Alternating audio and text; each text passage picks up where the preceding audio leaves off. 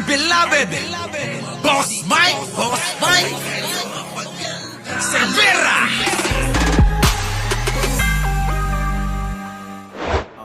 Eto na. Pa po ba sa plano ninyo na hanapin? Eto na mga kababayan, pakinggan nyo po ito ha.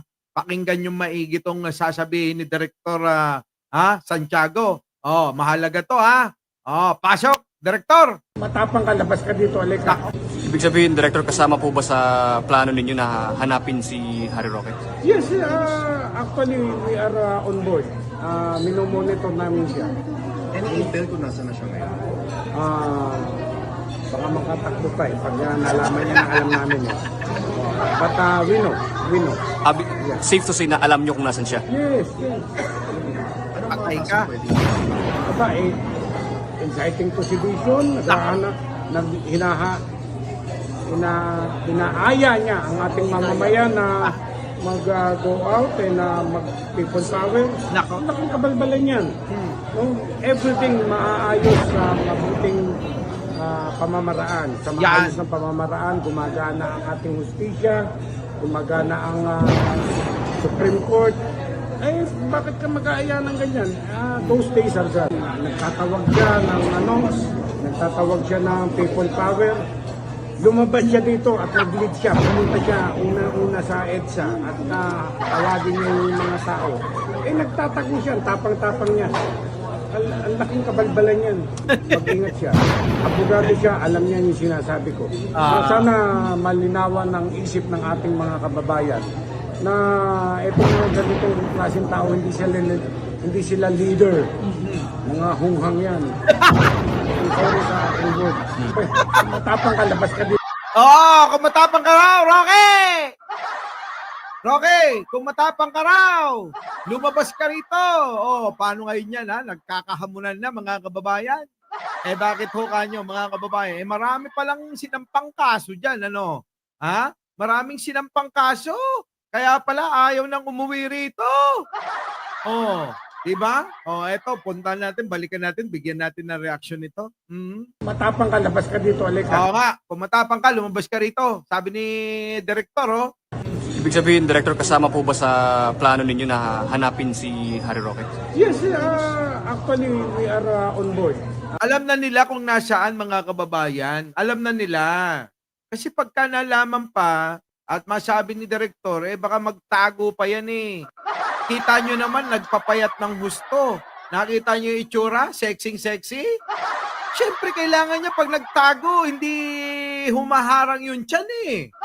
Sa laki ng tiyan nun, mga kababayan, di ba? Pag nagtago sa pader yun, hindi magkakasya yun. Kaya kailangan, maganda rin yung diskarte niya, no? Nagpa-sexy ng husto. Dapat siguro magpalit na tayo ng kanta. Haring Becky, sexy na. Putek. Ay, payat na eh, di ba? Payat na si Roque. Hindi na tulad dati. Pumuputok talaga yung sikmura eh, no? Eto na tuloy. Minomonitor namin siya. Any intel kung nasa na siya ngayon? Baka makatakbo pa eh. Pag Baka daw makatakbo pa, kaya sigurado mga kababayan, malapit-lapit na yan. Sa susunod mga kababayan, makikita nyo na yan. Alam nyo, kaya lumabas yan?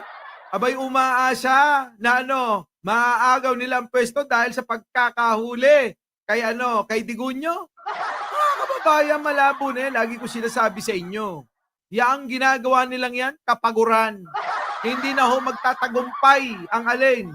Yung nanasa nila at yung pagtatangka nila na agawin pa ang pwesto sa Malacanang. Tandaan nyo mga kababayan, ang lahat ng mga taga-suporta ni Pangulong Bongbong, mababait at matitinulang. Bakit? Kanyo? Kita nyo tahimik lang, di nga nagsasagot. Diba? Kalmado lang eh.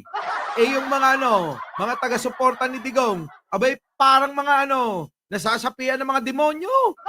Kung ano-ano na sinasabi, pati si Torre, hinahamon na suntukan eh. Kala nyo naman, ubra kayo doon. Pag nakita nyo muscle nun, grabe yun. Oo, pinakita ni General Torre yung muscle. Naku, Diyos ko po. Sigurado isang suntok sa inyo nun, tulog kayo. Baka akala nyo may edad na. Ay, hindi kayo ubra dyan. Kaya kung sino man yung mga naghahamon dyan, naku, isipin yung 2 beses, 10 beses. Naku, oo, mapapahiya kayo ng gusto dyan. Tuloy. Nalaman niya na alam namin eh. But we know. Safe to say na alam nyo kung nasan siya. Yes. Alam na mga kababayan. Kasi tinutugis na nga. Alam na po kung nasaan sino si Roque. Paano ngayon yan? Nandoon pa sa sa Europe, mga kababayan, nagpakita doon. Alam nyo ba? Nagpresentang maging abogado. Pero alam nyo, wala. Cancel. Sabi bawal dito yung may kaso sa Pilipinas. Kaya umuwi ka na lang doon. Sabi sa ICC. Pinapauwi. Sabi naman ni Roque, bakit naman ako uuwi? Pag uwi ko doon, sigurado makukulong ako. Kaya ayaw umuwi. Sige, tuloy. Anong mga kasong pwedeng Aba, inciting to sedition, Inciting to sedition. Yan din ang kaso ni Digong. Di ba? At marami pang iba. Sige, tuloy. Inaaya niya ang ating mamamayan na mag-go out na mag-people power. Ang laking kabalbalan yan. Ay, naku, malaking kabalbalan daw yan. Tulad ng ginagawa nila dyan, mga kababayan. Nandiyan sila sa liwasan. Ano magagawa nyo dyan? Mema lang na masabi kayo na may tao kayo. Ilan yung tao nyo? Putik na yan, nandiyan dyan kayo sa liwasan, kakaliit-liit na pwesto. Mga kababayan, ang liit-liit ng pwesto sa liwasang Bonifacio. Siguro magkakasya 2,000. Hindi naman nila napuno. Baka 1,000 lang, mga kababayan, ang dumalo. Yung 1,000 ninyo, malabo. Malabo na yan na makaagaw ng pwesto sa Malacanang. Kaya ang payo ko sa inyo, naku! Umuwi na lang kayo sa inyo, sa mga probinsya ninyo, sa bahay ninyo. Kita nyo, mga kababayan, dito pa sa Maynila ginawa yan. Alam naman natin, dito sa Manila, sandamakmak ang tao rito. Akala ko ba marami kayo. Mas marami yung sigaw ninyo kaysa sa inyo. Mas maraming sigaw, mas maraming mga bunganga kaysa dun sa mga tao. Biruin ninyo, hindi napapagod kakasigaw dun Tapos nakatutok yung mga camera ng mga vlogger sa mga pagmumukha nila. Ang sagwa tignan ng mga itsura. Tuloy. Everything maaayos sa mabuting pamamaraan. Tama. Lahat naman yan maayos na magandang paraan. Ewan ko ba sa inyo, bakit kayo nagwawala dyan? Bis na tumulong kayo kay Pangulong Bongbong, ayan, nagpapasaway-saway kayo. Manang-mana kayo kay Digunyo, kita nyo. Baka mamaya mangyari sa inyo. Alin, Boss Mike? Yung nangyari kay Digunyo. Eto, mga kababayan, meron akong balita sa inyo. Naku, yung mga vlogger, naku, ayoko kayong isa-isahin. Pero alam nyo kung sino kayo, yung mga vlogger, naku, magtago na kayo. Baka 1 araw, 2 araw, 3 araw, 1 linggo, baka nasa kulungan na kayo. Nako, eto, galing lang sa akin ito, nararamdaman ko lang, kasi mga kababayan, alam nyo naman ang mga pinaggagawa niyan. Sukdulan, lahat gawin nila, fake news dito, fake news doon. Magkaroon lang ng atensyon. Putik na yan, ayan na nga, naka-atensyon na nga kay Digong. Kaya lang, negatibong atensyon. Yung alin? Yung mga tinatamo. Sa inyo lang naman ng sa inyo lang namang mga DDS yan na puring-puri nyo Ano sabi nyo? Bring back hope? Ako, nakaback na. Si Digong, hindi pa. Si Digong, mga kababayan, alam nyo, wala na yan. Itaga nyo sa ulo ni Bato, wala na yung pag-asa. Kaya nga sabi ng mga kababayan natin, move on na lang. Mag-move on na lang kayo. Bakit kasi pinipilit nyo? Sige, tuloy. Ayos ng pamamaraan, gumagana ang ating hustisya, gumagana ang Supreme Court. Eh, bakit ka mag-aaya ng ganyan? Kaya nga, lahat naman nagana. Pumunta kayo kahit saan, mga kababayan. Abay, nagana lahat eh. Pumunta nga kayo sa munisipyo. Lahat yung nando doon, gana naman lahat. Kumuha kayo ng business permit nyo, meron naman. Kumuha kayo ng NBI, police clearance, lahat yan. Gumagana. Pumunta kayo ng korte, magdemanda kayo. Merong mag-aasikaso, mabilis pa. Kung gusto nyo magdemanda, sabihin nyo sa akin, napakabilis. Oo. Basta may abogado kayo, ha? Oo. Basta may abogado kayo. Oo, di ba? Oo. Anong tiday? Ano daw ginagawa mo? Sabi ni Arnold Lopez. Anak ng pating, di ba? Tanong nyo pa kay Catherine Galpo, oy, merong rally si Trillanes dyan sa 28 sa likod ng SM Grand Central. Magkita-kita tayo dyan. Tuloy. Those days, Arzan, nagtatawag siya ng nagtatawag siya ng people power. Oo nga. Lumabas siya dito at mag-lead siya. Pumunta siya una sa EDSA. Oo nga, Roque, pumunta ka na sa EDSA kung saan ka na pupunta. Nandun, nagngangawa. Oo, General. Oo nga, General Santiago, Director. Nando doon si General. Si Roque. Nagngangawa sa Europe. Ewan ko ba, ano bang kinalaman ng Europe sa pinaglalaban nila, mga kababayan? Di ba? Tanong ko lang, bakit ba itong mga kampo ni Duterte ang hilig-hilig pumunta ng ibang bansa, tapos dun nagngangawa? Tandaan nyo ang laban, mga kababayan, dito sa Pilipinas, wala saan, sa ibang bansa. Ang may laban sa ibang bansa, si Digong lang, hindi kayo kasama. Si Digong nakikipaglaban doon. Dalawa. Ano yon? Kaso at buhay niya. Oo. Pinagdadaanan niyang laban, dalawa eh. Yung buhay niya at yung kaso niya. Buhay niya kasi sabi ni Baste, mga kababayan, mukhang hindi na magtatagal. At yung kaso niya, baka, mga kababayan, hindi pa nahahatulan, wala na yan. Yun yung nakikita natin at yun yung opinion natin dyan. Bakit ho? Unang-una, matanda na eh. 80 na, 83 o 81. Naku, mga kababayan ko. Oo, swerte na yan, abutin ng 83. Oo. 83 yan, hindi pa natatapos yung kaso. Kita nyo? Tapos pinapaasa ng mga nila Roque, yung mga taga-suporta nila, na maiuwi daw nila na walang kaso. Putik na yan, mga kababayan ko. Diba? Gawa din kayo, fake news. Kasi dami agad naniniwala. Hindi naman natin kasi ugali ang gumawa ng fake news. Bahala sila. Alam nyo ba? Sa kakagawa nila ng fake news, marami ang ang nadidismaya. Kung may naman naniniwala, mas maraming nadidismaya. Kaya tuloy-tuloy nyo lang paggawa ng fake news ninyo. Dahil tatandaan ng henerasyon na ito, yung pakikipaglaban nyo ay puro kasinungalingan. Pero kami, nasa panig ng katotohanan. Di ba? Payag ba kayo? Gumawa tayo ng fake news para lang labanan yung mga yan? Na pagkakaiba natin sa kanila? Wala na. Kaya mga kababayan, manatili tayo sa katotohanan. Huwag natin patulan yung kanilang mga kasinungalingan. Bahala na sila dyan.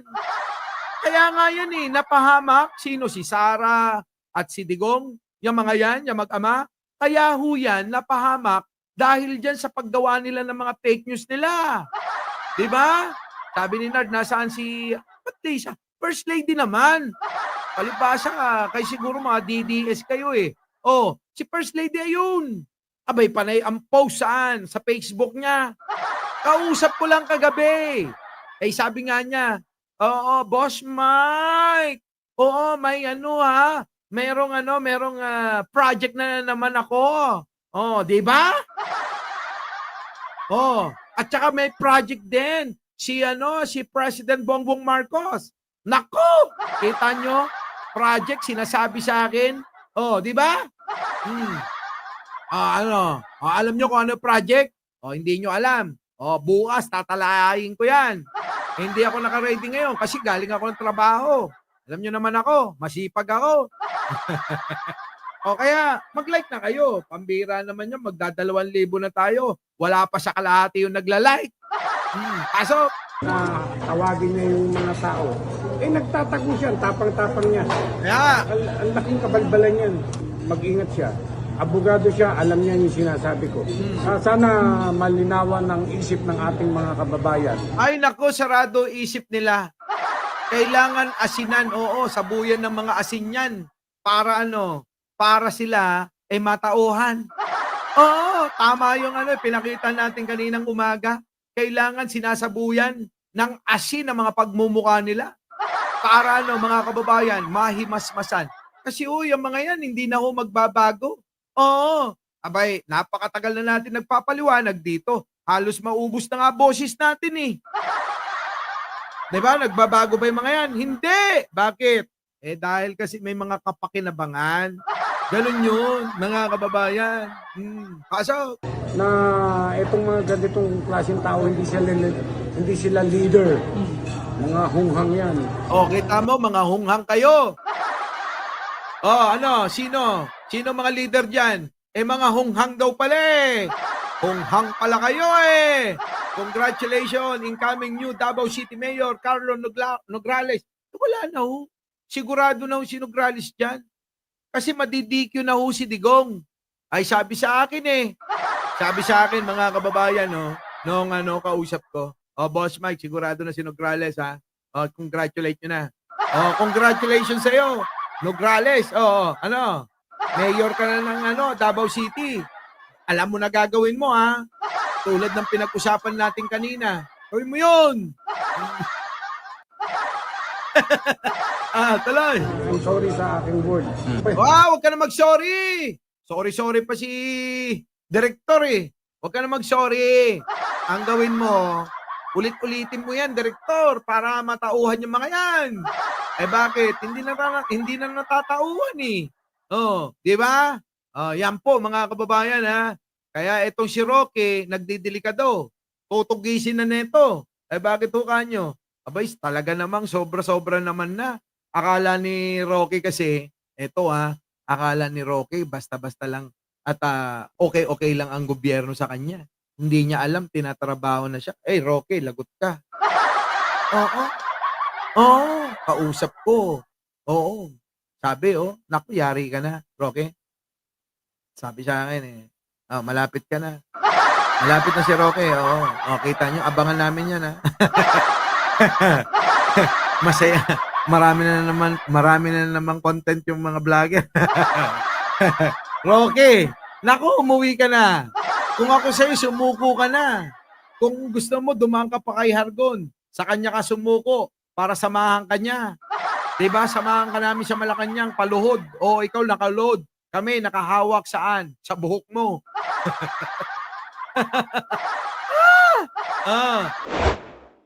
Our beloved Boss Mike